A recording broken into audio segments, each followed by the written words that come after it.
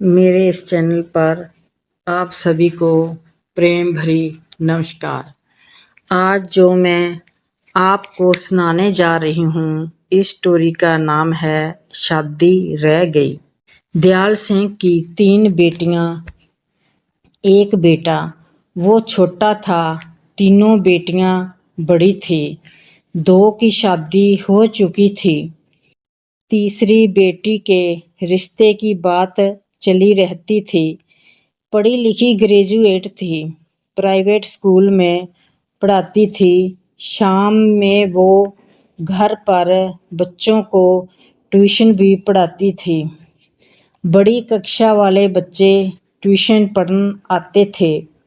घर वाले सोचते थे, अगर हमारी बेटी को कोई बाहर का रिश्ता मिल जाए, जो लड़का पक्का हो, कोई नशा वगैरह भी ना करता हो, लड़की भी शादी करके बाहर चली जाएगी तो घर में अच्छा ही अच्छा सब हो जाएगा।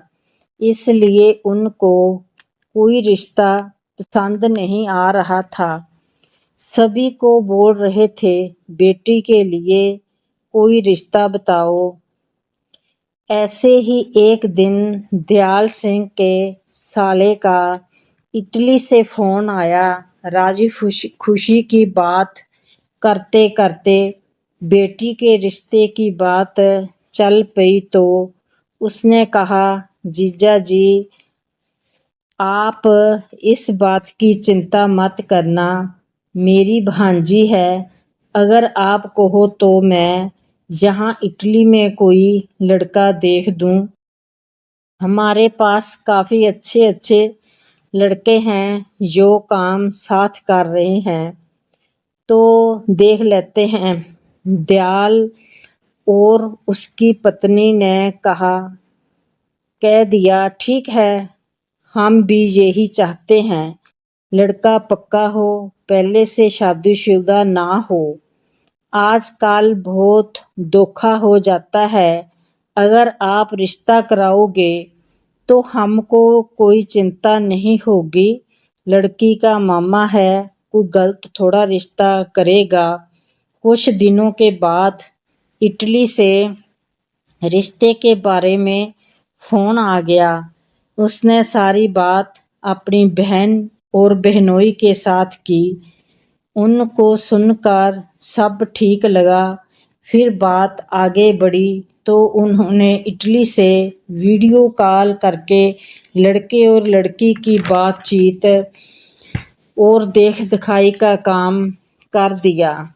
लड़का सभी को पसंद आ गया तो उधर ही रिश्ता पक्का कर दिया। फिर लड़के का लड़की को घर वालों को फोन आता जाता था। कुछ समय के बाद शादी की तारीख निश्चित कर दी गई।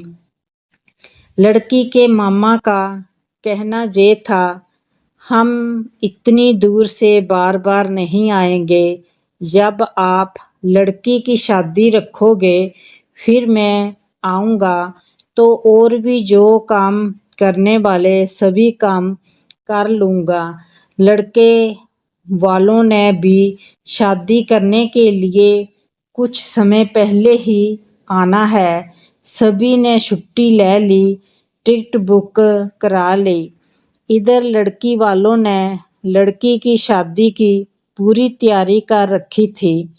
कार्ड भी छप गए, बांट भी दिए, हलवाई भी बुक कर लिया, पैलेस भी बुक कर लिया, कपड़ा भी सारा खरीद लिया। सिलवाने वाला जो था उसको सिलाई करवा ली।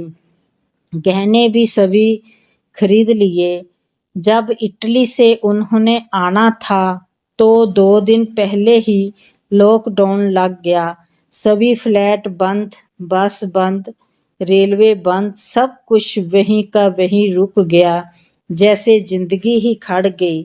वो आते आते उधर के उधर ही रह गए। तो लड़की वाले ने जो पैसा लड़की की शादी के लिए रखा था, वो पैसा घर पर खर्च होने लगा। सभी घर पर बैठ गए, सभी के काम छूट गए। लेकिन पेट तो खाना मांगता है। लड़की ने शादी के कारण स्कूल में 1 महीना पहले ही नौकरी छोड़ दी थी। सब कुछ बदल गया। लॉकडाउन का समय बहुत लंबा चला गया। खुलने का नाम ही नहीं ले रहा था। घर पर सभी परेशान रहने लगे। माता पिता बेटी की ओर देखते तो सोचते इसकी शादी होती होती रह गई। ऐसा कोरोना का प्रकोप फैला। कितना अच्छा होता बेटी की शादी हो जाती तो। दूसरा मन में ये चिंता खाई जा रही थी, जो पैसा बैंक में से बैठे बैठे निकाल कर खा रहे थे। उधर लड़की के मन में दुखी होते हुए भी ये बात होती, मेरे माँ बाप दुखी ना हो। उनको हंसाने की कोशिश करती। वो भी सब जानते थे। लड़की को खुश देखने के लिए जानकर भी ऐसे ही हंसते रहते। लड़के का फोन आता रहता था, इसलिए उनको थोड़ा ये हौसला था। लॉकडाउन लगा पर रिश्ता नहीं टूटा।